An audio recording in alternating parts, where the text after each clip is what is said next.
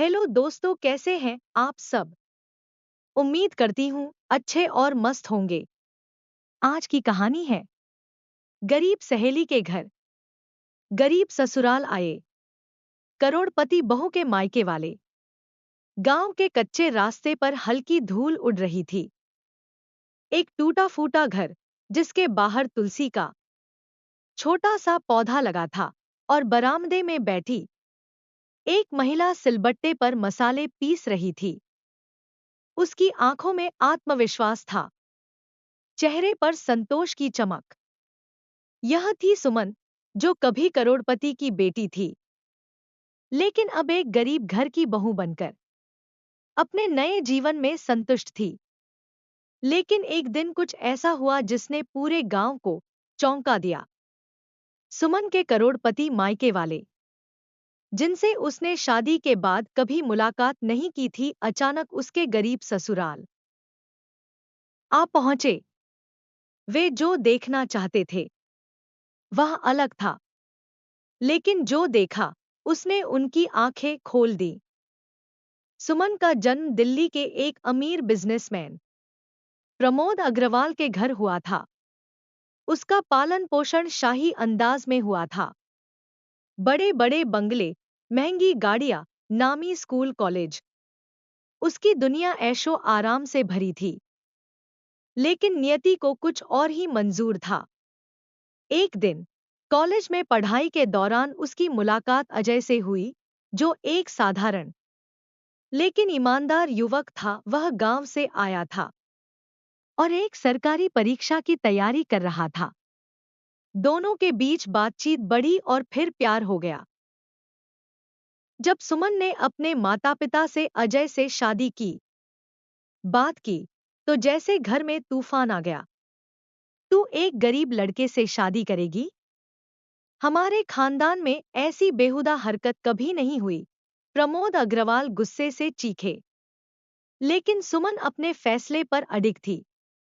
आखिरकार उसने अपनी करोड़ों की दौलत छोड़कर अजय का हाथ थाम लिया और उसके गांव चली आई।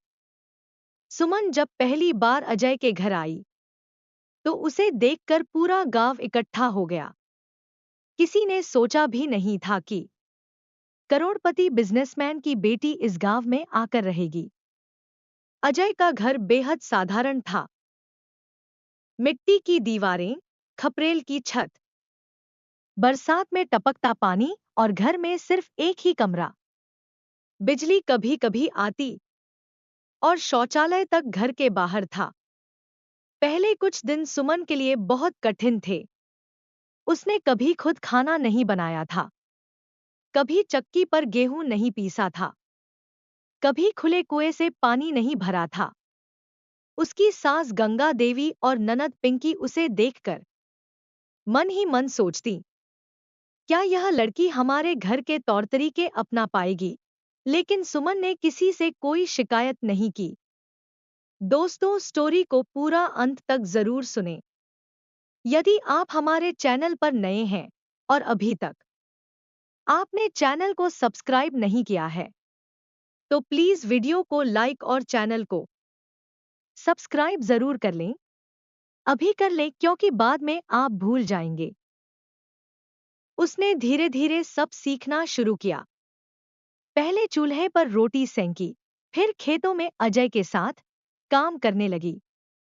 गांव की औरतें चकित थी, इतनी अमीर लड़की और इतनी मेहनत।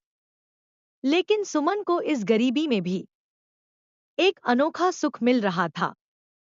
वह अपने पति और ससुराल वालों के साथ खुश थी, लेकिन मायके वालों ने उसे ठुकरा दिया था।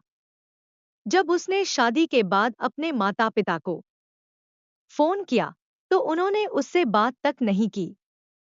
उसे अपनी दुनिया से निकाल दिया गया। एक दिन अचानक गांव में हलचल मच गई। चार महंगी गाड़ियां धूल उड़ाती हुई आईं और अजय के घर के सामने रुकीं। पूरा गांव इकट्ठा हो गया। गाड़ियों से उतरे लोग महंगे कपड़े, सोने चांदी के गहनों से लदे हुए। सबसे आगे थे प्रमोद अग्रवाल और उनकी पत्नी सविता अग्रवाल।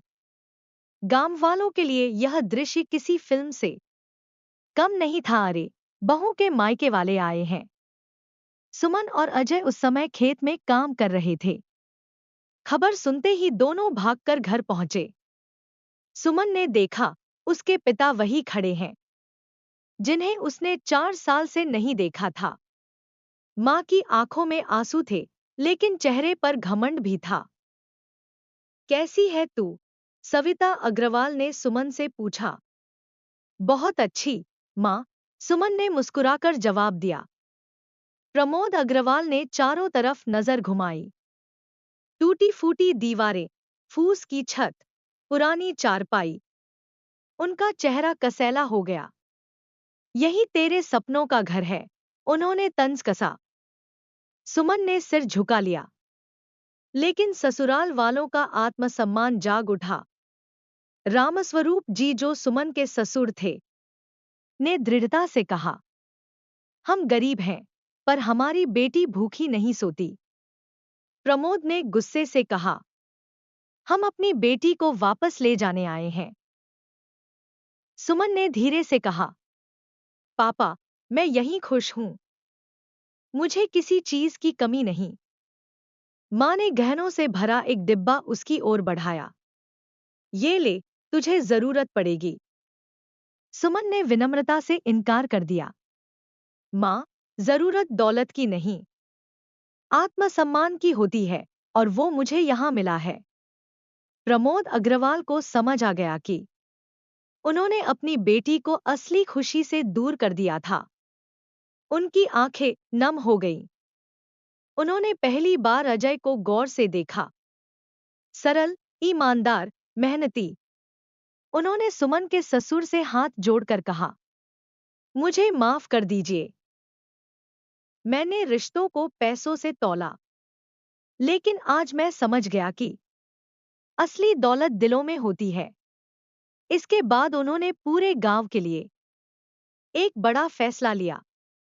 हम यहाँ एक स्कूल और अस्पताल बनवाएंगे, ताकि किसी और की बेटी को अपनी दुनिया छोड़नी न पड़े। गांव वालों ने तालियों से उनका स्वागत किया।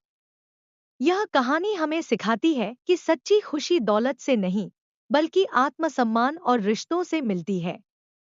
सुमन ने गरीबी में भी खुश रहना सीखा, और उसके मायके वालों ने जाना कि पैसा सब कुछ नहीं होता। जिंदगी में सबसे बड़ा सुख यह है कि आप खुद से संतुष्ट हों, चाहे परिस्थितियां कैसी भी हों। प्यारे दोस्तों, यह कहानी यहीं पर समाप्त होती है। आपको यह कहानी कैसी लगी? कमेंट बॉक्स में जरूर बताएं। अगर आपको हमारी ये कहानी पसंद आई हो, तो कृपया हमारे वीडियो को लाइक, शेयर और चैनल को प्लीज सब्सक्राइब जरूर कर लें।